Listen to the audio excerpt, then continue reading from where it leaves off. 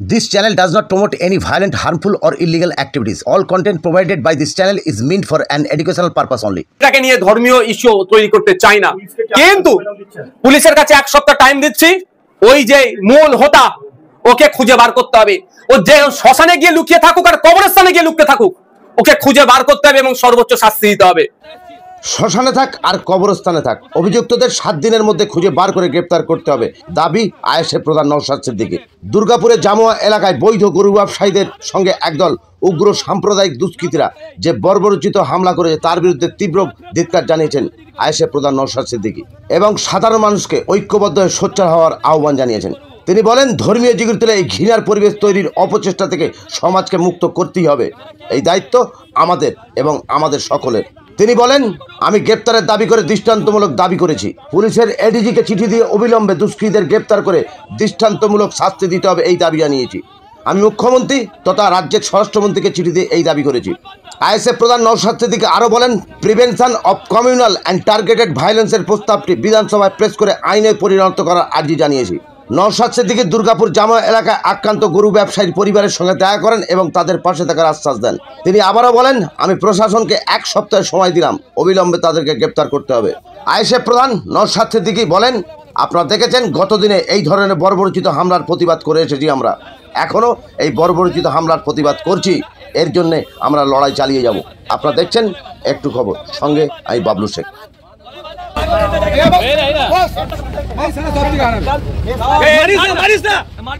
বারবার বলছি তুই কি করলি?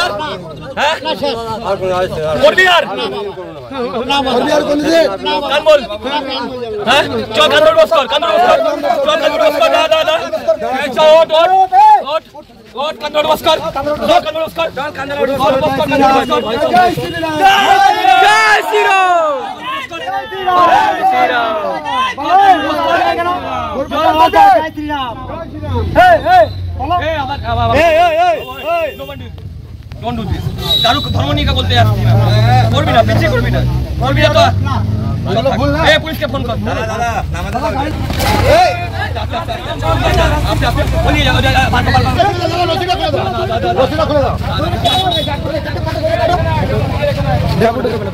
ছুড়ে দে চাকুরা দিলা সব পাশে ধরে লিয়া ধর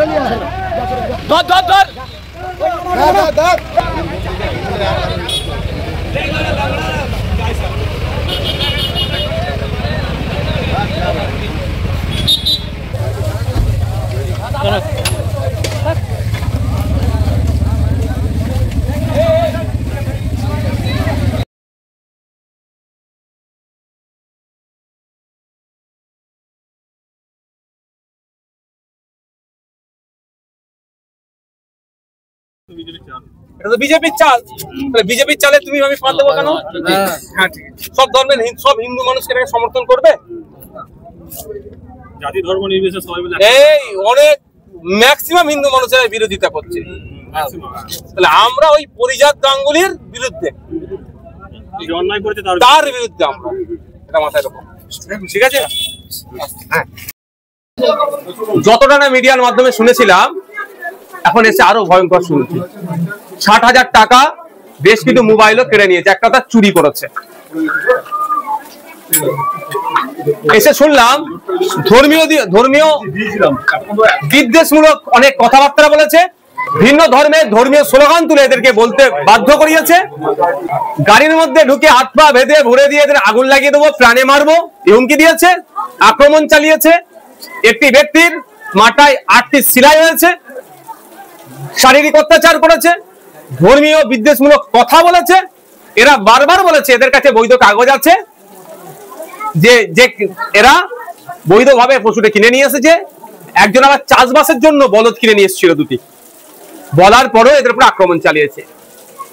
আমি অবাক হচ্ছি সম্প্রীতির বাংলা, ঐক্যের বাংলাতে কিভাবে এগুলো মাথা চাড়া দিচ্ছে। মাননীয় মুখ্যমন্ত্রী, তার পুলিশ দপ্তর কেন এগুলোকে আটকাতে পারছে না? একের পর এক এই ধরনের অন্যায় ঘটে চলছে। কুরবানির সময়তে, ঈদ উল আজহার সময় কুরবানির পশুকে নিয়ে এই ধরনের আক্রমণ চালিয়েছিল, বিভিন্ন জায়গাতে দেখেছিলাম।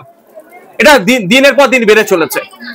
সম্প্রীতির বাংলা, আর বিশেষ করে দুর্গাপুরের একটা ঐতিহ্য আছে সম্প্রীতির দিক থেকে, ঐক্যের দিক থেকে।